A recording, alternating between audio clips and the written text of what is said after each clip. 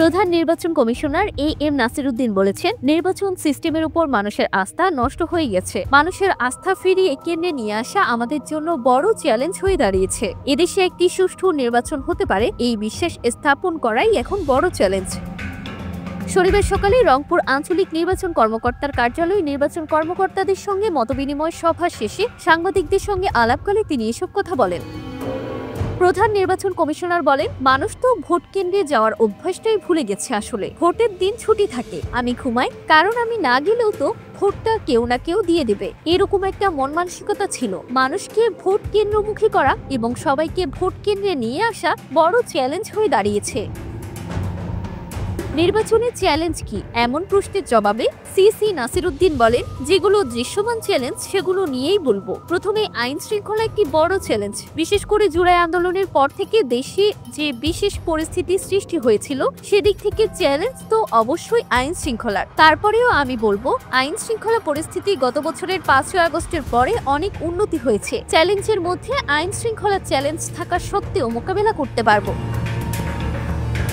তিনি বলেন, প্রিসাইডিং ও পোলিও অফিসারদের মধ্যে একটি পরিবর্তন আসবে। সব জায়গায় যে শিক্ষকদের দিয়ে করাবো এমন নাও হতে পারে। আমরা বিকল্প চিন্তা করছি। এখন মানুষ তো বিদেশ থেকে আমদানি করে নির্বাচন করতে পারা যাবে না, দেশের মানুষ দিয়েই তো করতে হবে। ওই লোকগুলোকে এদিক ওদিক করে করতে হবে, এখন ওদেরকে নিয়ে আগাতে হবে। এদেশে আগেও তো সুন্দর নির্বাচন করেছি। মানুষ যদি দেখে এখানে ধান্দাবাজি নেই, মানুষ যদি বুঝতে পারে এরা সত্যিকার অর্থে একটা সুন্দর নির্বাচন দিতে চায়, তাহলে দেখবেন মানুষ আপনাদের সঙ্গে আছে।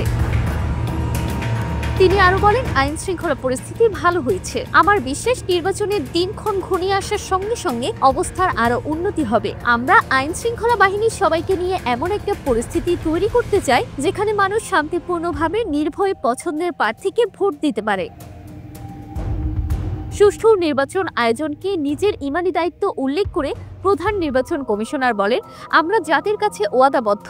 আমি এবং আমার সহকর্মীরা এটাকে ইমানি দায়িত্ব হিসেবে নিয়েছি। আমার সিদ্ধান্ত কারো পক্ষে বিপক্ষে যেতে পারে, কিন্তু এটা আমার কারণে নয়, এটা আইন কানুনের জন্য। যতক্ষণ আমার হুঁশ আছে ততক্ষণ আমি কারো পক্ষে নয়, বরং নিরপেক্ষভাবে কাজ করব।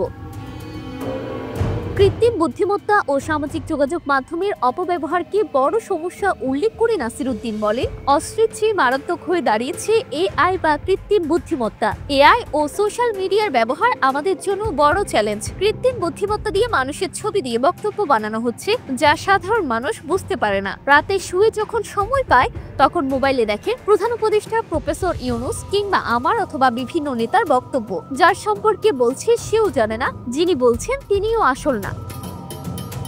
তিনি আরো বলেন, এটা মোকাবেলা কিভাবে করা যায় আমরা তা নিয়ে ভাবছি। সোশ্যাল মিডিয়ায় এ ধরনের খবর এলে যাচাই বাছাই না করে 1-2 হাজার বার শেয়ার হয়ে যায়, যার সম্পর্কে দেওয়া হয় তার 12টা বেজে যায়।